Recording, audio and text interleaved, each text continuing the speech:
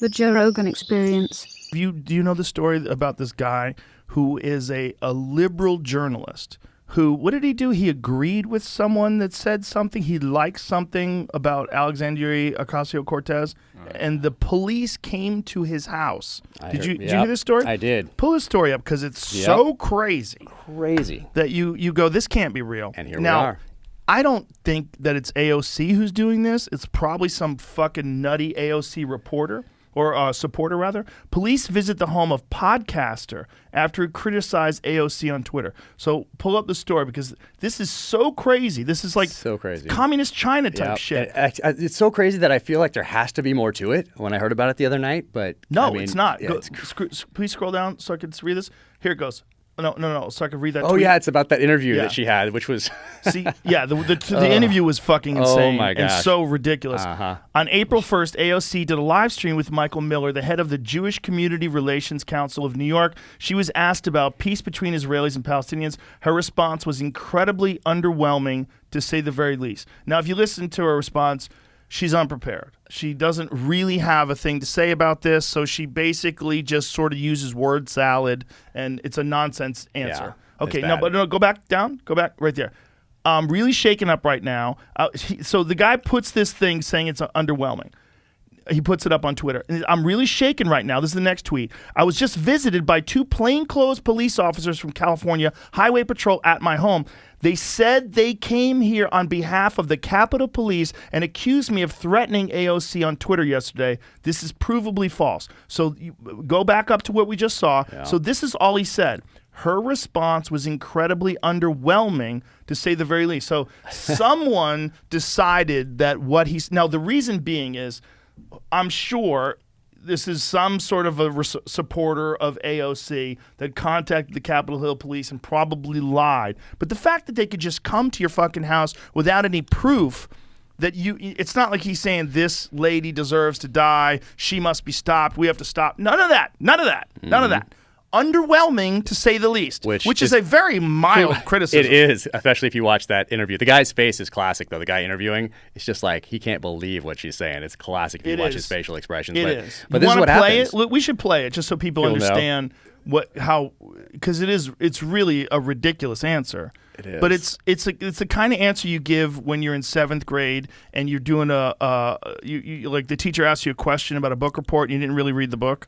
Exactly what it was. Is about Columbus, and this it was so important that Columbus was here, because without Columbus, there were so many things that would not have happened. What Columbus did was brave and amazing. It's really that's like exactly what it is. And now you have to be careful. Salad. They might be showing up at your house tonight. They might be at the studio when we walk out of here. I don't think AOC does. I really don't. I think it's a crazy person that thinks that. This is just my opinion. I think it was most likely a crazy person that is angry at this guy for not towing the liberal line. Yeah. Because he's a liberal journalist or a podcaster. That's the interesting thing, too. When you talk about growing up when we grew up, when you talk about liberalism, it means something different than it does today. And there's a difference between a classical liberal and a leftist. And what we're seeing more of in this country is those terms intertwined, and they're very different things. Yes. And leftists are kind of what we're seeing more of, which is grabbing this control, restrictions on freedom of speech, restrictions on owning firearms, restrictions on whatever they think might be quote unquote dangerous. Especially when they throw in dangerous to the children. That's the other key when talking about it. But then they take power, and guess who's buying all the expensive houses and has the power and the control? Oh, those same people that were fighting for the little guy a little while ago and talking about all these restrictions that we needed to place on some of these more natural rights that are inherent at birth. Namely, to be able to defend ourselves and our family, defend that gift of life. Yeah, like when a Marxist starts making money and buys $1 million houses. Oh, did that happen recently? Yeah, it did. Yeah, that's what happens. You're happens. A Marxist. If you're a Marxist, you're not buying $1 million houses. You're not on a fucking real estate buying spree. That's not Marxism. That's why I talk to, as often as I possibly can, I talk about the importance of studying our history, putting that requisite time, energy, and effort into studying the past so we can make decisions that because we have this responsibility to make decisions for future generations. And if we haven't put that time into studying our history, and if what you know about a certain event or a certain issue is based on someone else's tweet that you just retweeted, and all of a sudden that's your opinion of something that's going to affect multiple generations down the line, particularly their abilities to defend themselves and their families, or to start a business or whatever it might be, well, you owe it to put down the phone, to get into these books, realize, hey, why are these amendments in place? Why is this important? And from the inception of this country up until today, people have died to give you the right to be able to make these decisions, to follow your dreams, to have these options and opportunities. Not only they gave that, up everything. People have died supporting these things that you support. These things, you like when people are really into Marxism, like you need to learn what happened when that was the rule of law, because it's a terrible, terrible history. It's horrible, but it seems good. Like the idea that everybody should have something. It should be equal for all, and all the workers should be even, and everybody should have equal things. Well, you know what happens then?